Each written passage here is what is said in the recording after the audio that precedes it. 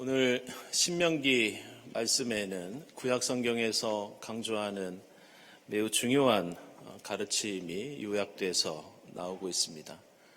그것은 두 가지 내용을 갖고 있는데, 첫째는 너희는 이집트 땅에서 종살이 하던 때를 기억해라.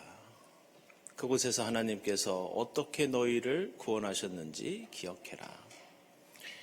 두 번째는 그 기억을 가지고 이웃을 사랑하고 하나님을 사랑하는 데 힘을 다해라. 이런 두 가지 내용을 갖고 있습니다. 여러분들이 성경을 읽을 때마다 이 비슷한 내용을 자주 반복해서 발견하셨을 것입니다. 그래서 오늘 우리가 읽은 신명기만 보더라도 이 말씀이 얼마나 자주 나오는가 하면, 신명기 5장 6절에서 하나님께서 나는 종살이하던 너희를 이집트 땅에서 이끌어낸 너희의 하나님이다. 그러면서 너희는 서로 사랑하라고 계명을 주십니다. 신명기 5장 15절에서도 비슷한 내용이 나오고, 신명기 책 안에서만 해도 6장 12절, 7장 8절, 8장 14절, 13장 5절과 10절, 15장 15절, 16장 12절, 24장 18절과 22절. 신명기가 아닌 다른 책까지 포함하면 이것이 얼마나 중요한 가르침인지 우리는 알 수 있습니다. 그래서 이것을 이스라엘의 하나님을 믿는 신앙 고백, 역사 고백, 이렇게 부르기도 합니다. 하지만 이것은 단순히 하나님의 은혜를 기억하면서 사랑하는 삶을 살라는 단순한 권고가 아닙니다. 출애굽 사건을 계속해서 상기시키는 이유는 너희가 받은 그 사랑과 구원이 매우 긴급한 상태에서 이루어진 사건이 아니냐. 그러니 너희가 베푸는 사랑도 다른 일과 함께 해도 되고 안 해도 되는 그런 사랑이 아니라 매우 긴박하게 최고의 우선순위를 두고 무조건 해야 하는 일이다. 바로 이런 이유로 하나님 사랑과 이웃 사랑에 대해서 출애굽 사건과 연결해서 말씀하고 있습니다. 하나님을 믿는 백성들의 역사관은 출애굽에서 시작돼서 출애굽 구원이 중심을 이루고 있습니다. 그리고 이들의 신앙관도 바로 그 출애굽 사건의 긴박성에 근거를 두고 이루어지고 있습니다. 그래서 성경을 보시면 너희는 과부와 고아와 나그네를 돌보고 사랑하라는 말씀이 나옵니다. 우리에게는 선천적으로 혹은 후천적으로 윤리의식이 있어서 당연히 불쌍한 사람을 보면 도와줄 수밖에 없고 그들을 돕고자 하는 의지가 생기는 걸 볼 수 있습니다. 하지만 성경은 이웃을 사랑하는 일에 다른 근거를, 다른 동기를 말씀하고 있습니다. 그것은 바로 너희가 이전에 나그네였고, 바로 너희가 이전에 고아였고, 바로 너희가 이전에 과부였기 때문에, 너희가 긴급한 사랑과 구원을 받았기 때문에 너희와 비슷한 처지에 있는 사람들에게 긴급한 사랑을 베풀어야 한다. 바로 이런 신학적인 내용을 가지고 있습니다. 그러니 너희가 경험한 하나님의 은혜를 항상 기억하여라. 그 기억에 따라 지금 너희 현실 속에 있는 과거에 너희와 같은 처지에 있는 그 이웃들에게 너희 하나님이 너희에게 행한 것처럼 너희는 사랑을 베풀어야 한다. 이런 특징을 갖고 있습니다. 오늘 우리가 함께 읽은 누가복음서 말씀은 선한 사마리아인의 비유입니다. 워낙 잘 알려진 말씀인데다가 이 말씀은 우리 경동교회의 창립 정신이기도 하기에 우리는 그 내용을 잘 알고 있습니다. 어떤 사람이 여리고로 내려가다가 강도를 만나 거의 죽게 되었는데 그 길을 지나가던 제사장과 레위 사람은 그 강도 만난 사람을 무시하고 지나쳐 버립니다. 그러나 한 사마리아 사람은 강도 만난 그 사람을 정성껏 치료해주고 그에게 자비를 베풀었다고 말씀하고 있습니다. 그렇다면 이 비유에 나오는 제사장이나 레위 사람과는 달리 이 사마리아 사람이 이런 자비를 베풀었던 이유는, 동기는 무엇이었는가? 제사장과 레위 사람은 불쌍한 사람을 무시할 정도로 윤리의식에 문제가 있었다는 것인가? 그렇다면 사마리아 사람은 도덕적이고 윤리적이었기 때문에 이 사람을 도와주었던 것인가? 우리는 오늘 비유의 말씀에 나오는 모든 사람들이 사실은 출애굽의 구원을 자신의 정체성으로 삼고 있었고, 따라서 오늘 우리가 읽은 신명기에 반복되는 말씀들을 익히 알고 있었다는 것을 염두에 두어야 합니다. 특히 우리는 사마리아 사람을 외국인이나 혈통과 신앙에 있어서 제대로 지키지 못한 사람으로 생각하지만 사실 역사적으로 보면 그렇지 않습니다. 과거의 성경 연구에서는 사마리아 사람들이 나라가 망하면서 포로로 끌려가면서 국제 결혼을 통해서 다른 신들을 섬긴 것으로 생각했습니다. 그런데 최근 연구는 사마리아가 망했을 때 고향 땅에 남아있던 사람들이 70%에 달했다는 새로운 연구가 나왔습니다. 따라서 그들이 신앙과 혈통을 저버렸다는 것은 당시에 편견과 오해였다는 것이 드러나고 있습니다. 그렇다면 오늘 비유에 나오는 모든 등장인물들은 모두 오늘 신명기의 가르침을 알고 있었고, 무엇보다 이 말씀이 자신들의 역사 고백이자 정체성이라는 것을 익히 알고 있었습니다. 제사장과 레위인은 과거 출애굽의 해방과 나라가 망했던 아픈 역사적인 상처와, 그리고 현실에서는 로마 제국의 식민지 백성으로서의 억압을 경험하던 그런 사람이었습니다. 그런데 그것은 사마리아인도 마찬가지였습니다.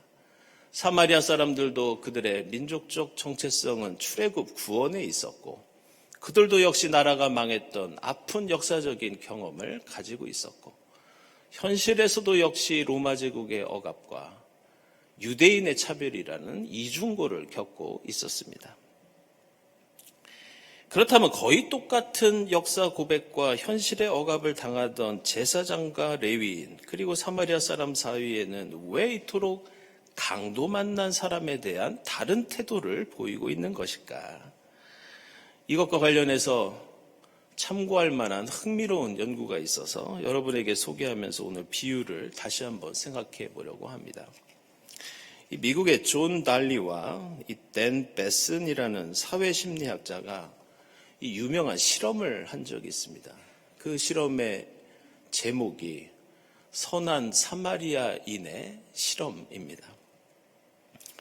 이 실험은 미국의 이 프리스턴 신학교의 학생들을 대상으로 치러졌는데, 앞으로 레위인이나 제사장들처럼 종교 지도자가 될 신학생들을 대상으로 한 그런 시험이었습니다. 이 연구의 목적은 우리가 누군가 불쌍한 사람을 도와주는 것이 그 사람의 윤리적이고 도덕적인 문제인가, 아니면은 외부의 환경에 의해서 일어나는 일인가, 이것을 알아보기 위한 실험이었습니다. 실험에 참여한 학생들은 무슨 실험이 이루어지고 있는지 모른 채 학교 내에 한 강의실에서 다른 강의실로 건너가게 되었습니다. 그들은 그 강의실로 가는 도중에 길가에 쓰러져 있는, 학교 안에 쓰러져 있는 어떤 불쌍한 사람을 목격할 수 있었습니다.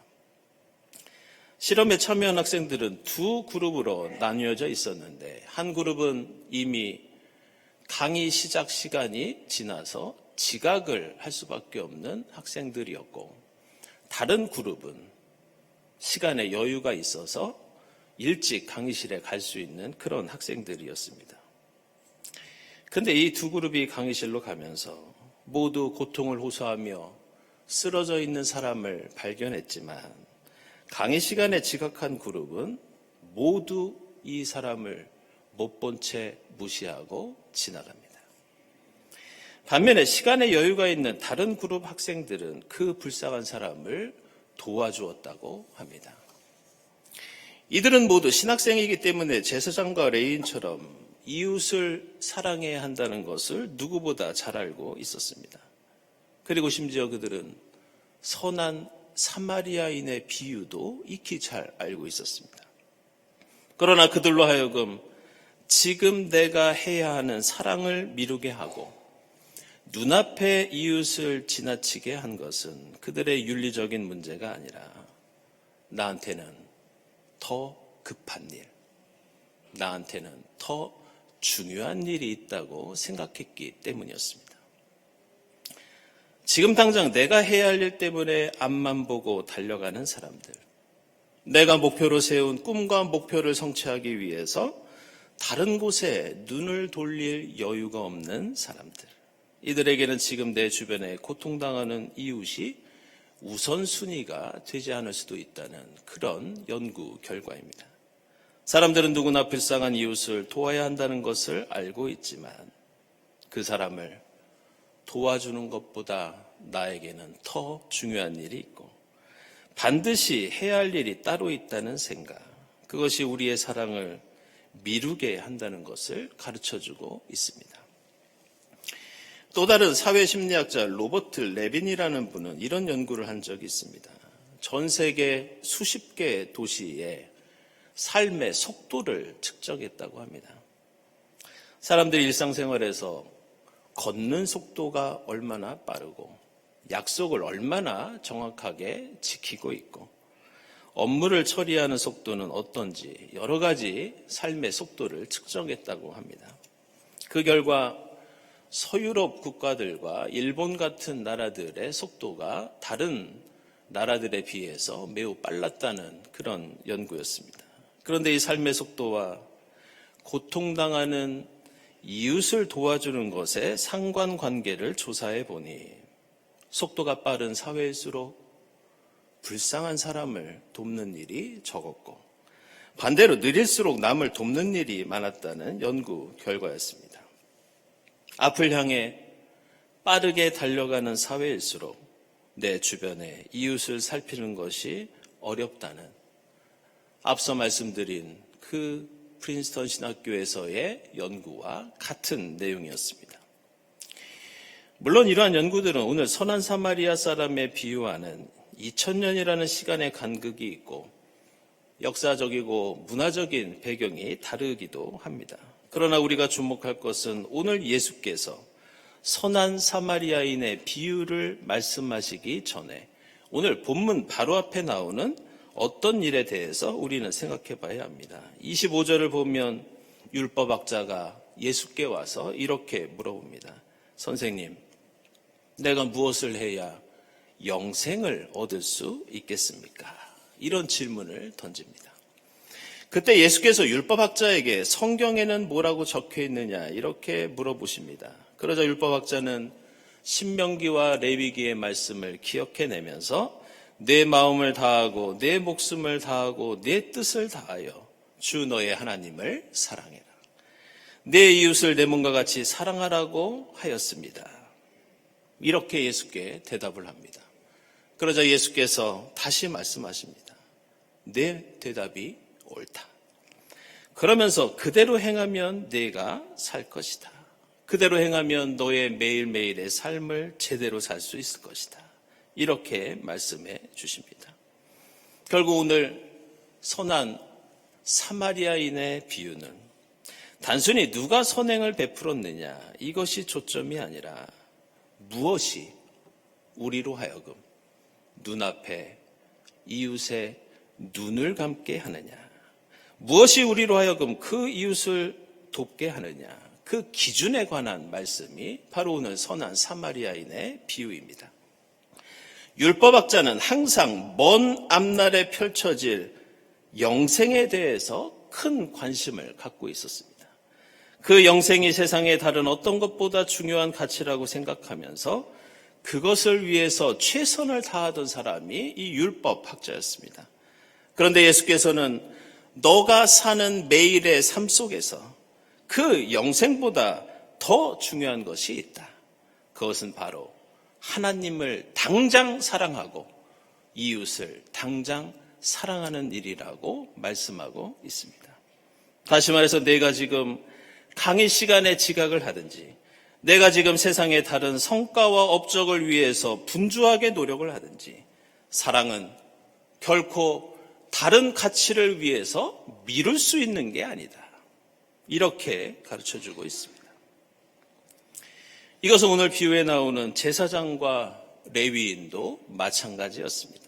오늘 말씀을 보면 이들이 지나가던 길은 예루살렘에서 여리고로 왔다 갔다 하는, 한마디로 그들의 출퇴근 길이었습니다. 예수시대 제사장과 레위인은 경계선 위에 서 있는 사람들이었습니다.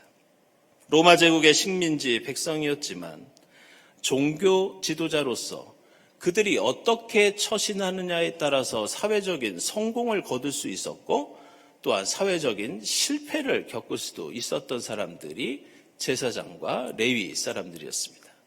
그들은 실험에 나오는 신학교의 학생들처럼 서유럽 국가의 사람들처럼 전력으로 앞만 보고 달려가고 있었고, 따라서 그들에게는 한가하게 강도당한 이웃을 붙잡고 있을 여유가 없다고 생각했을지 모릅니다. 그러나 오늘 말씀은 우리에게 너희가 이집트 땅에서 구원받았던 하나님의 긴급한 사랑과 그 은혜를 기억하라고 말씀하고 있습니다.